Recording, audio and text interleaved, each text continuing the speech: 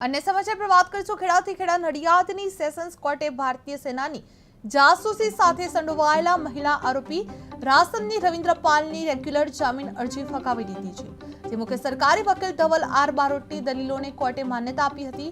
જ્યારે આ મામલે કુલ 9 આરોપીઓ સામે ફરિયાદ દાખલ થઈ હતી, જેમાં બંને ધરપકડ કરવામાં આવ્યા છે અને આરોપીઓ પાકિસ્તાની ગુપ્તચર એજન્સી સાથે સંપર્કમાં રહી માહિતી મોકલતા હતા। જે ભારતીય સેના જાસૂસી કાંડમાં કડક નિર્ણય લેવામાં આવ્યો હતો, જે રાસમની રવિન્દ્ર પાલની જામીન નામંજૂર કરવામાં આવી છે। 9 અન્ય આરોપીઓ સામે ફરિયાદ દાખલ કરવામાં આવી છે, જે પાકિસ્તાન ગુપ્તચર સાથે સંપર્કમાં રહેલા આરોપી જોવા મળ્યા હતા। જે નડિયાદ સેશન્સ કોર્ટનો સખ્ત નિર્ણય લેવામાં આવી રહ્યો છે। રોજ આરોપી રાસમની રવિન્દ્ર પાલ જેઓની જામીન અરજી નામંજૂર કરતો નડિયાદની સેશન્સ કોર્ટે આજે હુકમ કરેલો છે।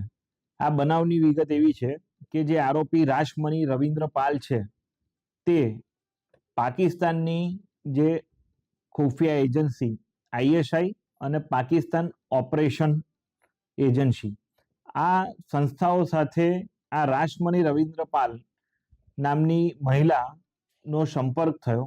આ સંસ્થા જે ISIના જે એજન્ટો હતા તે પૈકી એક એજન્ટ અબ્દુલ સત્તાર ઉર્ફે દીપક વર્મા સાથે આ રાસમનીની મિત્રતા થાય છે અને ત્યારબાદ આ અબ્દુલ સત્તાર થકી અન્ય વોન્ટેડ આરોપી ખાલિફ જેના સંપર્કમાં રાસમની આવે છે અને ત્યારબાદ આ ખાલિદ દ્વારા આ જે આરોપી છે રાસમની રવિન્દ્ર પાલ તેને 16 જેટલા અલગ અલગ આર્મીમાં કામ કરતા વ્યક્તિઓના સંપર્ક આપવામાં આવે છે અને આ સંપર્ક ઉપરથી રાસમની પાલ દ્વારા અલગ અલગ 16 આર્મીના જે ઓફિસર્સ હોય છે એમની સાથે સંપર્કમાં આવે છે।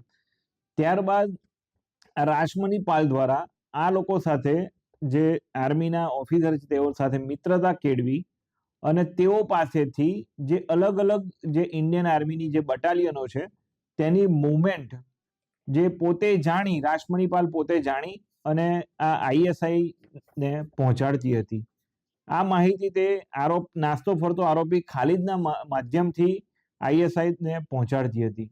આમ ઇન્ડિયન આર્મીની મૂવમેન્ટ ઇન્ડિયન જે આર્મીની જે બટાલિયનો છે તેની મૂવમેન્ટ ઉપર પાકિસ્તાની જાસૂસી સંસ્થા ISI દ્વારા આ આરોપી રાસમની રવિન્દ્ર પાલ મારફતે સતત નજર રાખવામાં આવતી હતી અને તેનો હેતુ એ ભારત સરકાર સામે જે હુમલો કરવાનો અને જે આર્મીને નુકસાન કરવા માટેનો આ હુમલો કરી આર્મીને નુકસાન કરવાનો હેતુ હતો।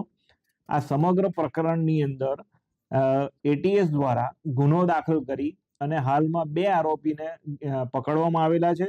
જે આરોપીઓ પૈકી રાસમની રવિન્દ્ર પાલ નામના જે લેડી આરોપી છે તેણે પોતાની જામીન અરજી નડિયાદની સેશન્સ અદાલતમાં મૂકતા આજ રોજ નડિયાદની સેશન્સ કોર્ટે આ આરોપી રાસમની રવિન્દ્ર પાલની જામીન અરજી નામંજૂર કરતો હુકમ કરેલો છે।